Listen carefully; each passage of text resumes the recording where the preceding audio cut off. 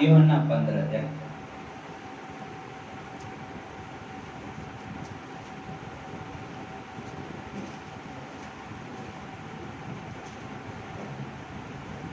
यूहन्ना 15 अध्याय।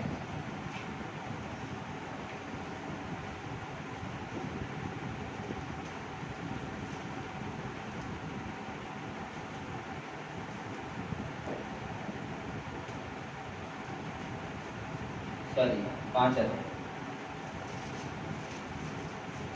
आपको मालूम 5 अध्याय में एक बहुत अच्छा एक स्टोरी है और बहुत ही अच्छी बड़ा चमत्कार है जो प्रभु यीशु के द्वारा हुआ और जो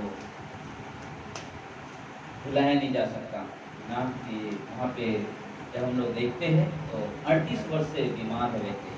कितना साल से?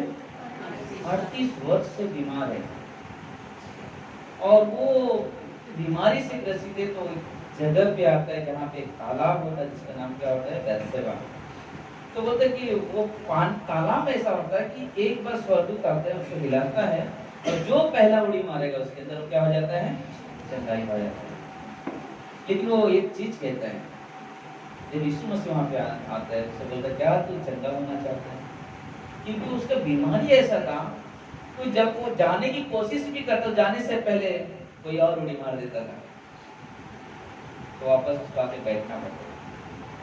मैं सोच रहा था ऐसी कितनी बड़ी बीमारी थी कि उसको जाने को इतना समय लगता था। तो तालाब के पास बैठा हुआ है लेकिन वहाँ उतरने को सीढ़ी इतना बड़ा तकलीफ था उसके पास कि इतना समय लगता था कि उसके जाते जाते कोई और बीमार। और उसके जीवन में हम देखते जब यीशु मसीह आता है तो उसे क्या कहता है? उठ अपनी जगह चल। क्या होता है? चलने लगता, चंगाई पाते। लेकिन आज हम जो बात करने वाले हैं चंगाई की ही बात नहीं, लेकिन इसमें एक बहुत ही एक रहस्य की बात मैं आपसे बात करने वाला हूँ। हम लोग प्रार्थना करते हैं, प्रिय परमेश्वर प्रभु यीशु हम धन्यवाद देते हैं। सारा आदर, सारा महिमा, सारा गौरव आपको। हे मेरे महान परमेश्वर प्रभु यीशु मदद करें, सहायता करें और हम सभी से प्रभु जी आप बातें करें। ऐसी हमारी विनंती, हमारी प्रार्थना प्रभु यीशु के नाम से हम सब कहेंगे आमीन। यहाँ पे जब हम लोग 14 वचन में देखते हैं तो बोलते 14 वचन में पढ़ने से पहले बोलते कि वो व्यक्ति चंगाई पाने के बाद वो मिलता है और वहाँ पे हम देखते हैं कि यीशु से मुलाकात होती है और वहाँ पे 14 वचन में लिखा है, इन बातों के बाद वह यीशु को मंदिर में मिला। चंगाई होने के बाद वो बात मंदिर में मिला। यीशु ने उससे कहा, देख तू चंगा हो गया। क्या हो गया? तू चंगा हो गया, फिर से पाप मत करना। चंगा तो हो गया लेकिन फिर से पाप मत करना, ऐसा ना हो कि ऐसे कोई भारी विपत्ति तुझ पर आ पाए। चंगा हो गया है लेकिन वापस पाप मत करना। वापस कोई ऐसे पाप जो परमेश्वर को, जिससे परमेश्वर नफरत करता है, वो मत करना जिससे और कोई भारी विपत्ति तुझ पर आ पड़े। आगे कहता है, उस मनुष्य ने जाकर यहूदियों से कह दिया कि जिसने मुझे चंगा किया वह यीशु है। इस कारण यहूदी यीशु को सताने लगे क्योंकि वह ऐसा काम सत्य के दिन करता था। इस पर यीशु ने उसे कहा, मेरा पिता अब तक काम करता है और मैं भी काम करता हूँ। आमीन।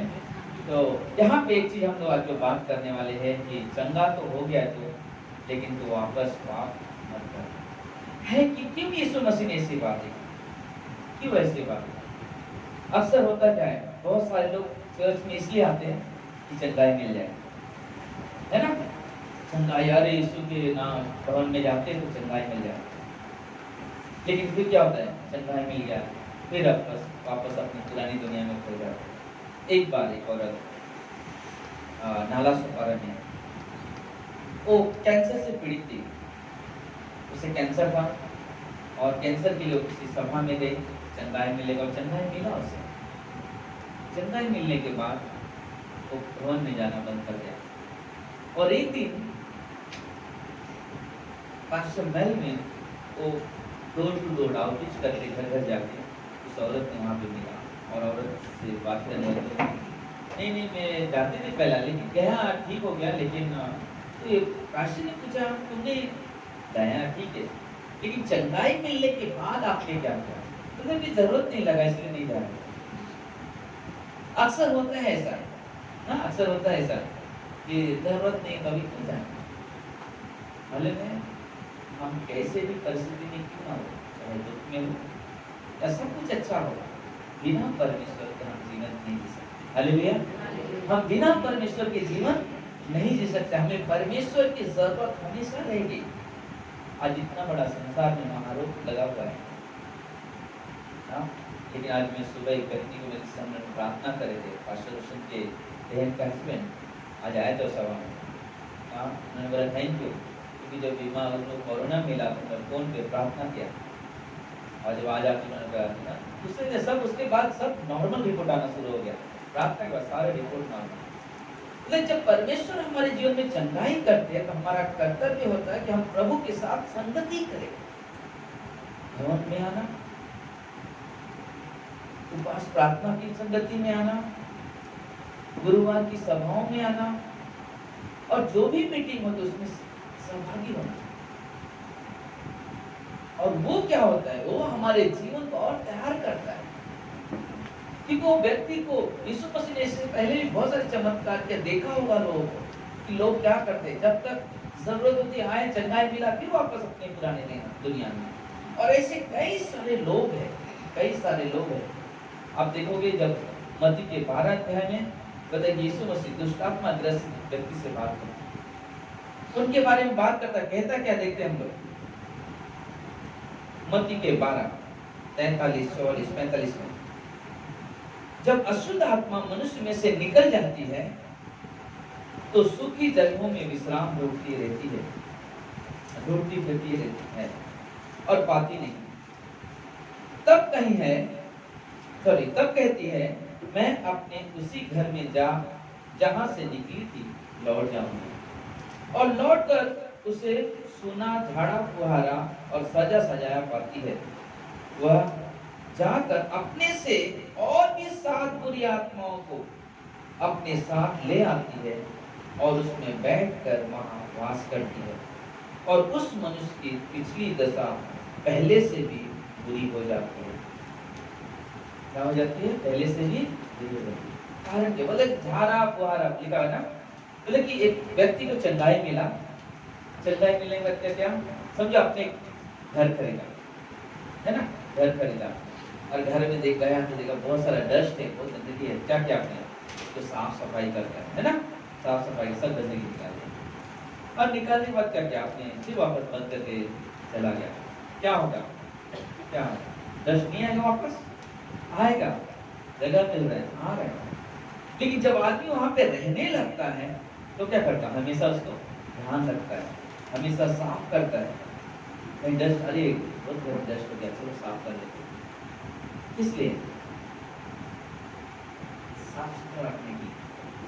तो देखिए वैसे ही जब दुष्टात्मा जब हमारे जीवन से जब निकलती है और हम उस घर को सजाते नहीं है परमेश्वर की वचन से, परमेश्वर की व्यक्तिगत जीवन से, बोलते कि हमारा घर जब खाली मिलता है तभी दुष्टात्मा वापस आए, और वो बताइए एक ही नहीं आएगा, और 7 गुना लेकर आते हैं।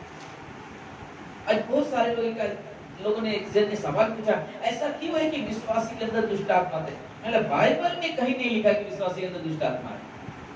कि जो व्यक्ति एक बार प्रभु यीशु पे विश्वास कर लेता है उसे पवित्र आत्मा मिल जाता है, उसका जो जीवन, उसका जो घर है, उसका जो दिल है वो परमेश्वर का मंदिर बन जाता है। तो जहां पे परमेश्वर रहेगा वहां पे कभी दुष्टात्मा वास नहीं कर सकता, कभी नहीं आ सकता। लेकिन जब हम चंगाई पा लिया लेकिन अगर हम उस संगति में नहीं है तो बोले कि उसके अंदर और एक चीज हो सकती है। कभी आदमी बोलता है अरे हम संगति भी करते हैं, ये सब भी करते हैं, सच्चाई है, सच्चाई है, लेकिन आप अपने मन को देखो, हमारा मन किस तरह से अपने समान क्या हम एक दूसरे से प्रेम करते हैं?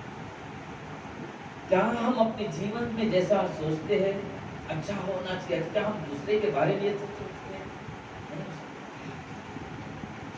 नहीं हो सकता। कई बार दुष्ट आत्माएं क्या करते हैं, कई बार शैतान क्या करता है, आपस में फूट डालने का काम करता है, लेकिन हम उसकी आवाज, हम उसकी चाल को समझ नहीं पाते। एक बार मुझे लगता है कि 4 साल पहला मैं रांची जा रहा था। रांची गया, रांची के बाद खगड़िया गया, फिर पटना गया, फिर यूपी गया, यूपी फिर ऑटो में पहुंच गया। उस ट्रिप मुझे बहुत याद है। अचानक क्या हो गया, लोग जा रहे थे तो जैसे कार में बैठने लगा, अचानक कई बार उतरा चढ़ा और अचानक आने सर में लगा, चक्कर जैसा आने लगा, बैठ गया। होता है, हो जाएगा। 2 मिनट आगे गया, उधर से अचानक एक बाइक वाला आया और हमारे कार देने से ठोक दिया। क्या हो गया? और इतना परमेश्वर की कृपा थी कि बोलते कि पास्टर में एक छोटे से बच्चे को लेके आपके बैठे थे, लेकिन किसी को एक खर्च भी नहीं, एक जो बाइक वाला था उसको भी कुछ नहीं हुआ। सिर्फ क्या हो गया, सिर्फ बाइक का थोड़ा सा, लेकिन किसी को कुछ मार नहीं लगा। ये होने के बाद हम लोग निकला, वहाँ से चलाया। आने के बाद हम लोग जब वहाँ से खगड़िया गया, खगड़िया से पटना, पटना से हमारा 2:30 बजे रात को ट्रेन था। अक्सर आप देखो तो उस समय में आदमी जल्दी नींद नहीं खुलता है। 2:30 बजे ट्रेन था वहाँ से वाराणसी के लिए, और हमने जब ट्रेन पकड़ने वाले थे, मेरे बैग में 3000 ट्रैक्स था और करीब 150 बाइबल थे। और जॉन गॉस्पेल जैसे हम लोग लेके जा रहे थे कि हम एक यहाँ पे मनोज करके व्यक्ति यहाँ था, उसके गांव में हम लोग जाने वाले थे, वहाँ पे जाकर के गांव में प्रचार करने वाले थे।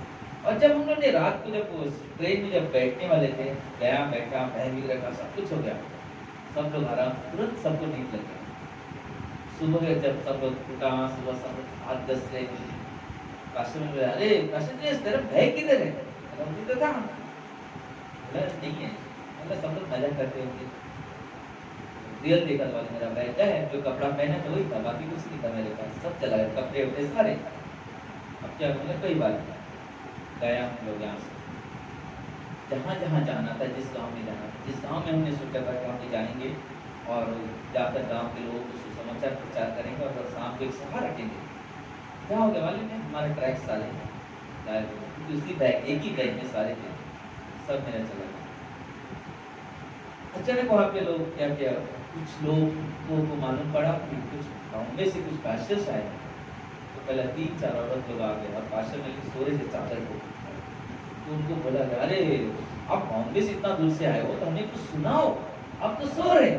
उन्होंने उठाया, थोड़ा बात फिर उन्होंने बोला, नहीं ऐसा करो ना, 5 बजे, मैं कहीं और चला गया था, तो बोला 5 बजे आओ, 5 बजे पास्टर भी आने वाले, फिर हम लोग सभा करेंगे। तो मुझे आने में आधा घंटा लेट हो गया, तो लोग ऐसे जा रहे थे। तो बाद में आया, आने के बाद तो मैं उनको देख के लगा 20 लोग बैठे हुए थे उस टाइम में, 20 से 25 लोग बैठे हुए थे। तो मैं लगा कि क्या नहाऊं, इनको देख के नहीं लगता कि मैं नहाने की तैयारी करूँ और इधर चलो बांध लिया, बजाने लगा, गाना गाया। 3 गाने के बाद 150 से अधिक पब्लिक आ गया। कितना? 150 से अधिक। हम लोग सोचने पड़ गया क्या हो गया यहाँ पे। और जब सारे लोग हो गए वहाँ पे, सब सभा हो गई, सब कुछ हो गया, अच्छी लड़की की दुष्ट आत्मा, सारे कुछ हो गया। नेक्स्ट डे हमारा ट्रेन था, हम लोग वहाँ से ऑटो लिया, ऑटो मारे गाँव में कितना भरते पब्लिक को, हाँ इनके गुस्सा के सब बैठ गए, हम लोग जा रहे, आराम से जा रहे।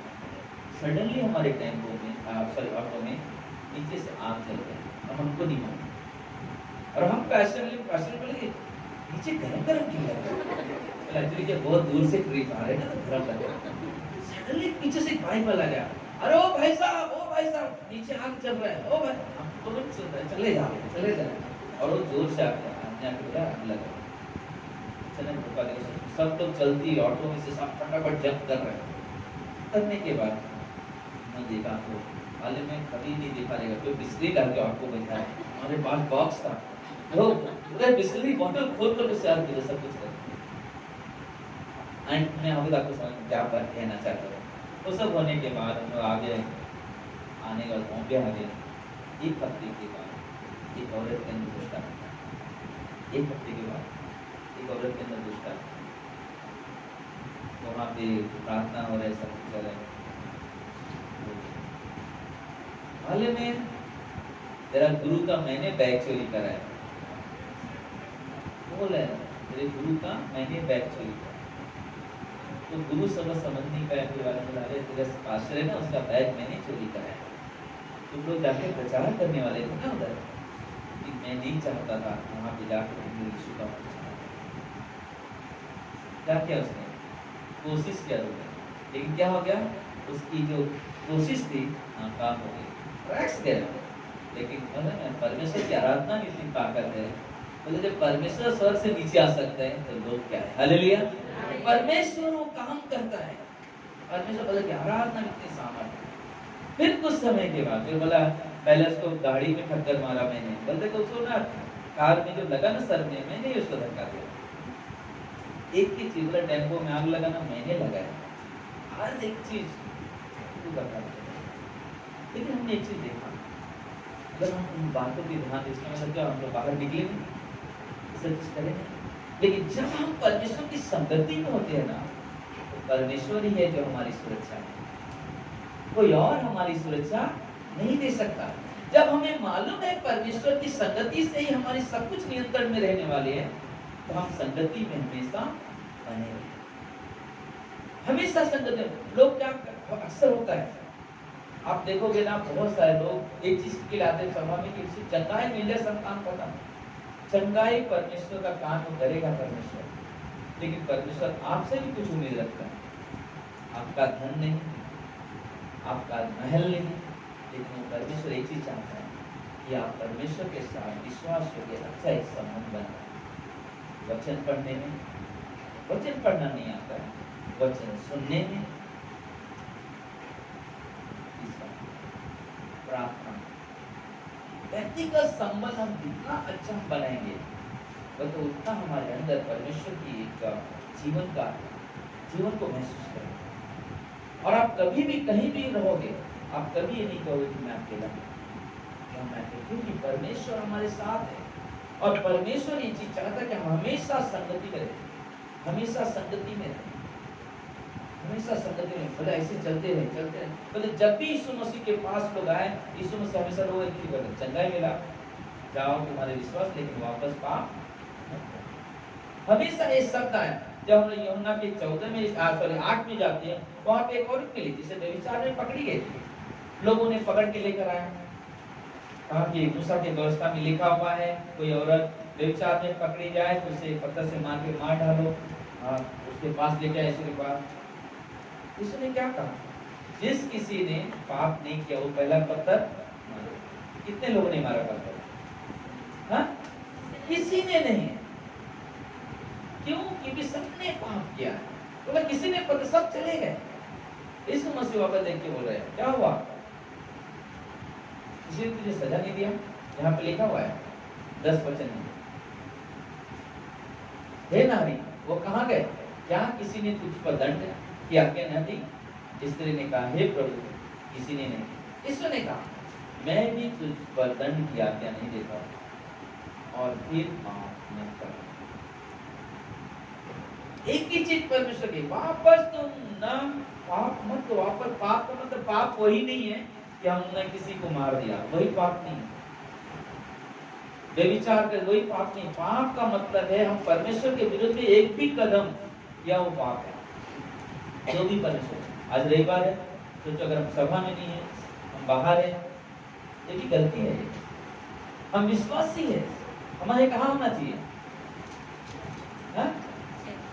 होना चाहिए, चर्च में होना चाहिए, क्योंकि परमेश्वर है। और जब हम परमेश्वर की संगति में, तो ही परमेश्वर हमारी क्या करता है? सुरक्षा। क्योंकि परमेश्वर हमारा क्या है? शरण स्थान। इसके जैसा शरण स्थान कहीं नहीं मिलेगा, क्योंकि परमेश्वर का शरण स्थान हमेशा के लिए है। और इसलिए हमें और आपको हमेशा परमेश्वर के शरण स्थान में हमेशा बने रहना चाहिए।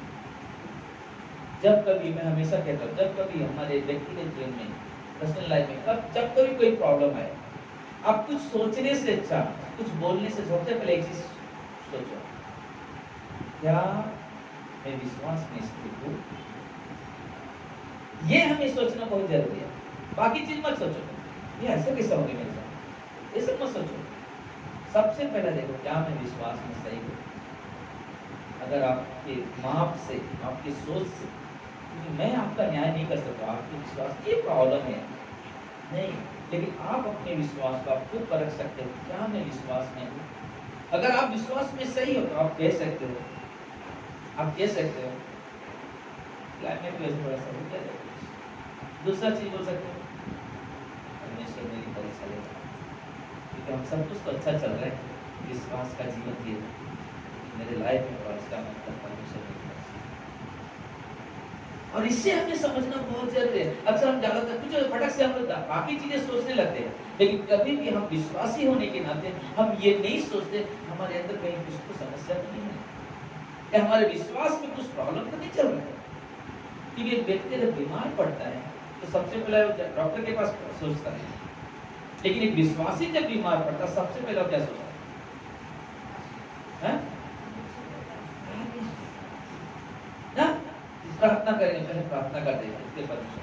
मुझे याद है मेरी बेटी 2.5 साल तक की हो गई थी, 2.5-3 साल। मेरी वाइफ को पूरा जॉइंट पेन था। 2.5 साल तक मैंने कई डॉक्टर के पास गए, प्रेयर भी कर रहे थे, प्रेयर भी कर रहे, सब कुछ कर रहे, कई डॉक्टर को मैंने होम्योपैथिक भी दवा किया, आयुर्वेदिक भी किया, एलोपैथिक सब डॉक्टर किया, कोई चीज़ नहीं मिला, कहीं चंदाई नहीं मिला। लेकिन मुझे भी नहीं, मैं वेडनेसडे की सभा की में अंधेरी गया था और बोलते मैं अकेली घर में जो मैं बोली परमेश्वर से आप बोलूँगी मैं, परमेश्वर तू मुझे यहाँ पे सेवा के लिए लेकर आया है और एक दास की अगर पत्नी बनाया, अगर मेरे हाथों में पैरों में ऐसा दर्द होगा तो मैं कैसे जाऊंगी प्रार्थना में, कैसे मैं सब बोले कि जब तूने हवा को बनाया, किस लिए बनाया आदम के लिए हवा? सहायक, तो अब मैं मदद कैसे करूंगी मिनिस्ट्री में? उन्होंने कहा कि मैं परमेश्वर से आज बर्तन घस रहे बोले और बोले मैं परमेश्वर से करूँगी, परमेश्वर अगर तुम्हें यहाँ बुलाया जब मैं ऐसे हूँ मैं कैसे तेरी सेवा मुझे। और बोले कि रो है, इतना दर्द होता है, बहुत कम प्रार्थना में जाने लगे क्योंकि जॉइंट पेन इधर पे इधर से। और उसके बाद उनका परमेश्वर में बोले और उन्होंने अंदर बेडरूम में गए, जब हम लोग बोलना नहीं हुई, बेडरूम में गए बैठे, आज हम लोग चलो बोले इसलिए प्रार्थना करना क्या होने वाले ना आपको बैठे, बोले इसलिए प्रार्थना करना क्यों? क्योंकि वो बैठने से पहले उनकी सारी दर्द चंदाई नहीं है और आज तक चंदाई है, परमेश्वर काम कर रहा है। और इसलिए हमें कभी भी हम जब कोई समस्या कोई तकलीफ में आते हैं, हमें अपने आप को परखना है कि हम विश्वास में सही है। अगर हमारा विश्वासी जीवन, अगर कहीं ना कहीं गलती होता है, हम परफेक्ट नहीं है, हाँ कहीं ना कहीं होता है गलती, लेकिन कुछ ऐसी गलतियां होती हैं जो हम जानबूझ के करते हैं, तो गलती नहीं कहलाती। जानबूझ की गलती करना गलती नहीं कहलाती। आप क्या करें? पवित्र आत्मा को सही करें। बाइबल कहता है मैं सारे पाप क्षमा कर दूंगा, जो पवित्र आत्मा को शोकित करते हैं उनका पाप कभी क्षमा नहीं। और यही होता है जब हम खाली चंगाई के लिए आते हैं, चंगाई के लिए हम प्रार्थना करते हैं, हमें चंगाई तो मिल जाती है, लेकिन जब हम जीवन नहीं जीते, हम वापस संसार में हम क्या कर रहे हैं? पवित्र आत्मा को शोकित कर रहे हैं। बाद में परमेश्वर के ऊपर भी उंगली उठा ली, अरे सब कुछ तो परमेश्वर के लिए मेरा तकलीफ क्यों नहीं जाता? परमेश्वर के पास हर एक तकलीफ का इलाज, हर एक प्रॉब्लम का सॉल्यूशन है। तो एक चीज करना, हर चीज, कुछ भी बीमारी होने दो, कोई भी तकलीफ होने दो, कोर्ट का केस ही क्यों नहीं रहने दो, हर चीज के बारे में परमेश्वर के पास हल है उसका।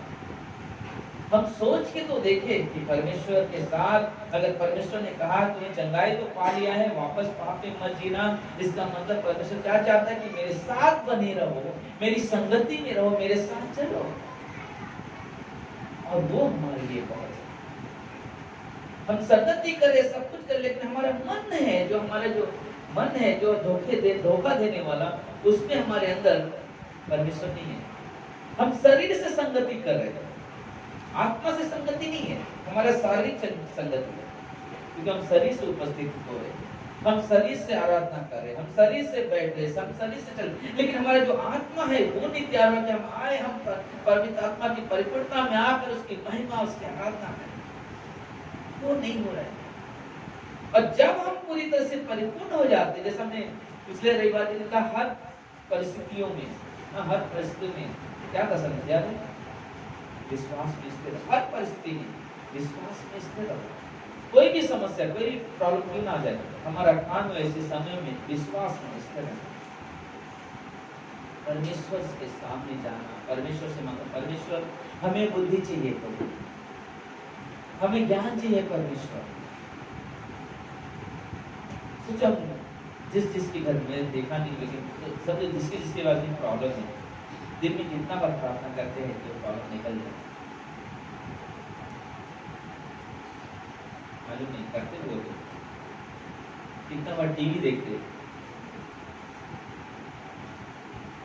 प्रॉब्लम है घर में लेकिन हम टीवी देखते, तो हल निकलेगा नहीं, प्रॉब्लम है हमारे पास। मैं परमेश्वर के पास आया, मैं परमेश्वर के पास आया, मैं परमेश्वर के साथ संगति करना, हमें परमेश्वर सिखाएगा कैसे चलना, कैसे उठना। टीवी देखना बुरा नहीं, लेकिन टीवी का आदत लगा देना, सही समय पे टीवी के सामने बैठ जाना वो बुरा है,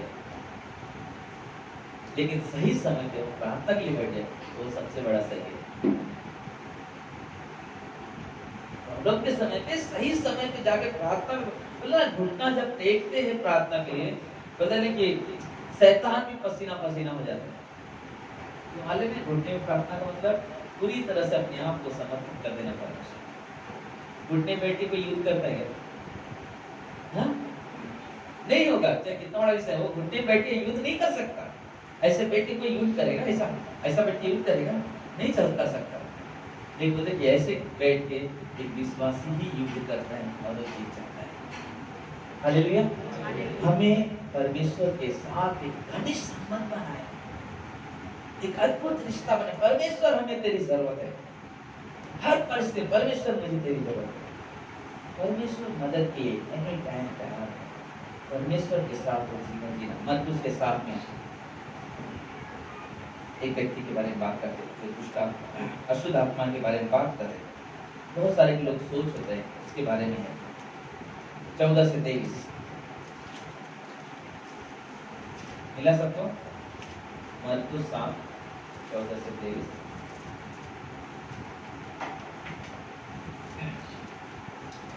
तब उसने लोगों को अपने पास बुलाकर उनसे कहा, तुम सब मेरी सुनो और समझो। यीशु ने कहा, तुम सब मेरी सुनो और समझो। ऐसी कोई वस्तु नहीं जो मनुष्य से बाहर से समाकर उसे अशुद्ध करे, परंतु जो अशुद्ध मनुष्य के भीतर से निकलती है वे ही उसे अशुद्ध करती है।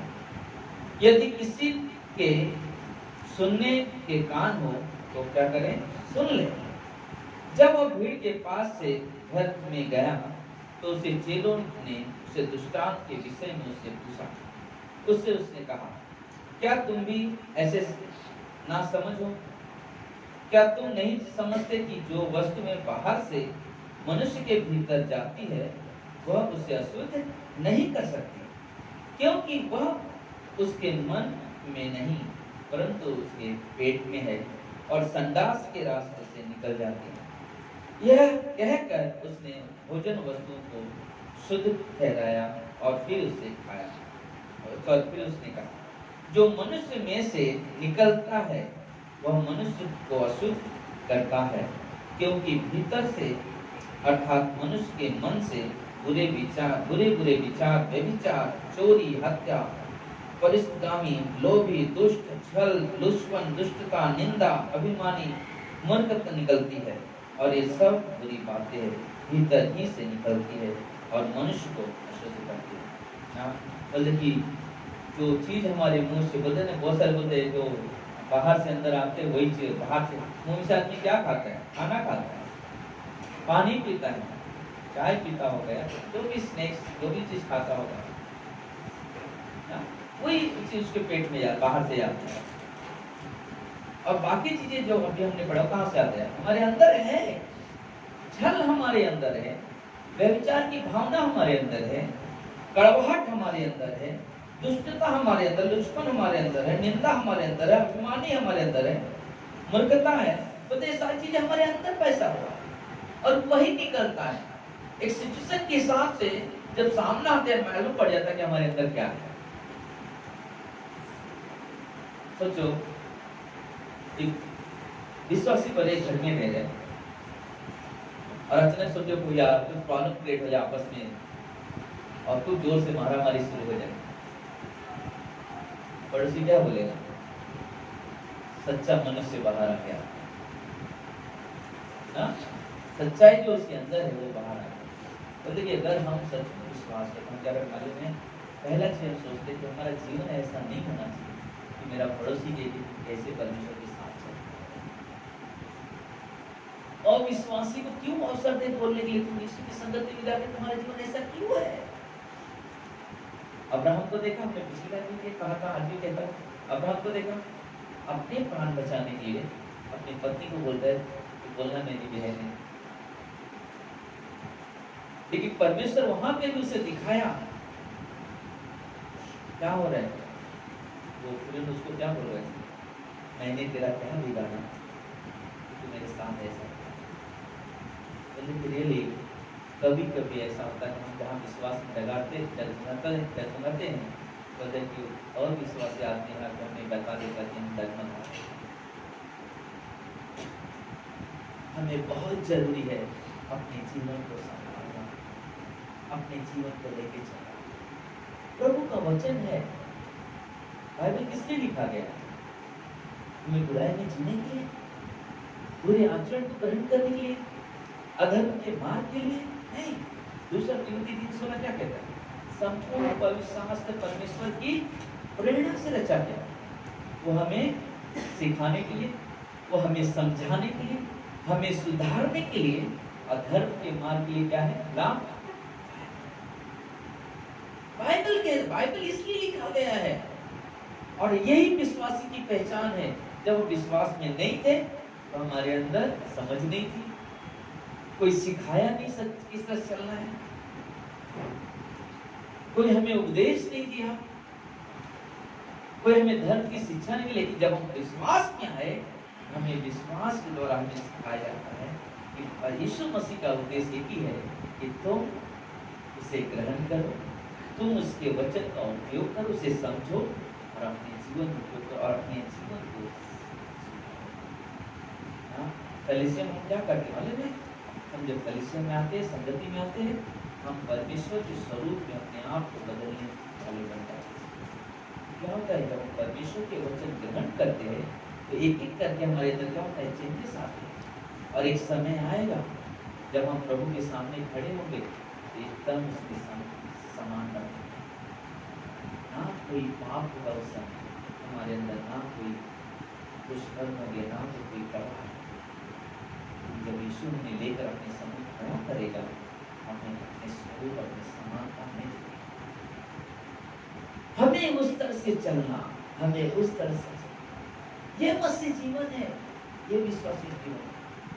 हम कभी देखिए वापस के तरफ, जब कभी कोई समस्या आ रही है, बार बार समस्या आ रही है, हमें ढूंढना चाहिए कि हम विश्वास में हैं क्या, हमारे अंदर कुछ तकलीफ क्यों, क्या कारण है कि हमारे पास वापस समस्या आती है।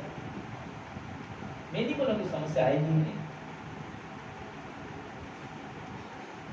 एक समस्या उस तरह से आती है जैसे आपने पहले भी कहा कि समस्या आने का मतलब आप अच्छा विश्वास में चल रहे हैं और वापस अचानक कुछ प्रॉब्लम आ गया, आप समझ लेना ये आपके विश्वास का जीवन का एक और एक ब्रेकर आ गया।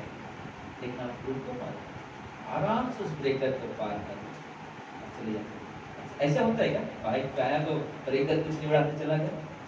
नहीं, क्या करता, आता है तो ब्रेकर आता क्या, ब्रेक मारता है, स्लोली लेता है ना संजू, फिर वापस लेके जाता है ना। किस लिए? अगर वो नहीं देखा क्या होगा, इसलिए मतलब कि हमें परमेश्वर में जब हमने आए और हम विश्वास में अच्छा चले, जब कोई समस्या आती है तो हमें बहुत धीरज के साथ उसका सामना करना पड़ेगा। उस समस्या को देख कर मत सोचो कि ना अरे क्या यीशु के पास समस्या की बात है। यीशु के पास आने का मतलब ये नहीं कि अब समस्या नहीं आएगी, सब कुछ ठीक हो गया। समस्या सब जगह है, लेकिन विश्वासी की जो समस्या होती है उसे एहसास नहीं होता कि मेरे पास बहुत दुख है। बाइबल भी कहता है मनुष्य को दुख उतना ही परमेश्वर देता है जो उसकी सहन में तक हो, जिसे वो सहन कर सकता है। और जब सहन से बाहर होगा वैसा दुख परमेश्वर आने ही नहीं देगा। और आएगा तो आने से पहले बोलेगा बेटा तू नहीं सहन कर सकता, मेरे पास आ जा। हालेलुया। हमें ये चीज समझना है, हमें ये चीज समझना है, इसे जानना, हमें उस दर से परमेश्वर के साथ चलो, परमेश्वर पे निर्भर रहो, परमेश्वर के साथ चलो। यही जीवन है, यही जीवन है, यही जीवन है। कोई चीजें तकलीफें आ रही, समस्याएं, कोई बात नहीं, लेकिन पहले परखो तो अपने आप को, पहले परखो। हमने पिछले समय संडे बताया ना, अय्यूब के दोस्तों को लगा इसने पाप इसलिए इसके पास प्रॉब्लम है। अय्यूब को दोस्त लोग कोई लग रहा है, इसलिए वो बता रहे हैं तुझे मान बिना कारण कभी सजा ऐसा मिलता है, कोई बात नहीं, परमेश्वर ने दुख दिया वही ठीक करेगा, टेंशन मत करो। लेकिन ये नहीं बता रहा है, ये नहीं समझ पा रहा है कि ये है कहां से। लेकिन अय्यूब को ये नहीं मालूम था कि परमेश्वर मेरी परीक्षा ले रहे हैं, लेकिन ये चीज से बराबर मालूम था, लेकिन जब परमेश्वर मुझे परखेगा तो मैं कैसा निकलूंगा, सोने के समान से। एक विश्वासी को ही मालूम है कि मैं कैसे जीवन जी रहा हूं, और अय्यूब को मालूम था कि मैं कैसा जीवन जी रहा हूं। मेरा परमेश्वर जानता है कि मैं कैसा जीवन, जब मुझे परखेगा तो मैं कैसे निकलूंगा, सोने के समान। हमें इस तरह रहना, हमें इस तरह विश्वास में इस तरह रहना। कोरोना ये आया, सब प्रॉब्लम है, आएंगे, चल रहे हैं, हमें इस तरह रहना विश्वास में, हमें प्रार्थना में बने रहना, हमें प्रार्थना करते रहना, परमेश्वर पे निर्भर है, परमेश्वर ही संभालेगा। इसका मतलब है नहीं कि मार्केट में जाओ, बोल के जाओ, मास्क मत लगाओ, ना कैसे भी जाओ, ऐसा नहीं, केयरफुल रहो। लेकिन इतना भी केयरफुल मत हो जाओ ना कि सब हाथ की हजम भी सब ऐसा पैक करके ना प्लास्टिक का कवर डालो, डॉक्टर लोग लेकर चला गया, नहीं। गवर्नमेंट का रूल्स हमें फॉलो करना है, लेकिन उससे जरूरी हम अपने परमेश्वर का जीवन को फॉलो करें। हालेलुया। हमें भी वो जरूरी है, क्योंकि परमेश्वर ही है जो हमें बड़े से बड़े मुसीबत से बाहर निकाले। 7 बच्चे मर गए ये, कई हमने सोचा बच्चे भी मर गए, कई जानवर भी चले गए, सब कुछ चले गए, जायदाद चली गई, लेकिन उसके अंदर एक चीज था, मेरा परमेश्वर, मेरा परमेश्वर। हमारा आपका विश्वास उस पे स्थित है, हमारा आपका विश्वास उस पे स्थित है, मेरा परमेश्वर। इसलिए जब कभी संधाई मिला है, छुटकारा मिला है, आप उसको ये मुझसे छुटकारा मिले, कोई बात नहीं, आप जरूरत नहीं परमेश्वर की, नहीं, आप संगति करो, फेलोशिप करो, चलो हर दिन, हाँ, जब जब भी मौका मिल रहा है, अवसर मिल रहा है। मैं नहीं बोला आप जॉब को ताला मार दो और घर के आने सभा में दो। अगर आपके पास समय है तो आप उस समय का उपयोग करें, और अगर आप निकाल सकते हो तो और अच्छी बात है, आप समय निकालो और प्रभु की संगति में चलो, और वो हमारे लिए बहुत जरूरी है। समय किसी के पास नहीं है, हमें उस समय की जरूरत है, क्यों ना उस समय का उपयोग करें, क्यों ना उस समय को निकाले और परमेश्वर की संगति में प्रभु के भवन में आकर उसकी महिमा करा। हमें आइए हम प्रार्थना करें। प्रिय परमेश्वर प्रभु, हम धन्यवाद देते हैं, सारा आदर, सारा महिमा, सारा गौरव आपको देते हैं। धन्यवाद मेरे प्रभु, धन्यवाद मेरे पिता, हम आपकी स्तुति करते हैं, आपकी बड़ाई करते हैं। आपने अद्भुत समय दिया, इसलिए धन्यवाद देते हैं। आप महान परमेश्वर हो, यहाँ पे आए हर एक भाई बहन को आप सही सलामत लेकर आए, इसलिए भी धन्यवाद देते हैं। प्रभु आप इनकी रक्षा करना, आप इन्हें संभालना, प्रभु जी इनकी जरूरतों को पूरी करना, इनकी हर तरह से मदद करना, प्रभु दुख से, पीड़ा से, बीमारी से, बुराई से, बुरे लोगों से बचा के रखना परमेश्वर, और इनका जीवन आपकी महिमा का कारण बने, आपकी आराधना का कारण बने, क्योंकि आराधना में छुटकारा है, आराधना में चंगाई है। हे मेरे पिता, हम धन्यवाद देते हैं प्रभु जी, आपकी महिमा, आपकी प्रशंसा, आपकी बड़ाई है। सचमुच पिता, हमें आपकी जरूरत है, जहाँ भी जाएं, जहाँ भी रहेंगे, हमें आपकी जरूरत है। आपके बगैर हम कुछ नहीं कर सकते। हमें आपकी सहायता चाहिए, हमें आपकी मदद चाहिए प्रभु जी। हमारी प्रार्थना है प्रभु जी। धन्यवाद मेरे प्रभु, धन्यवाद। आइए हम लोग अपनी जगह पे खड़े होते हैं।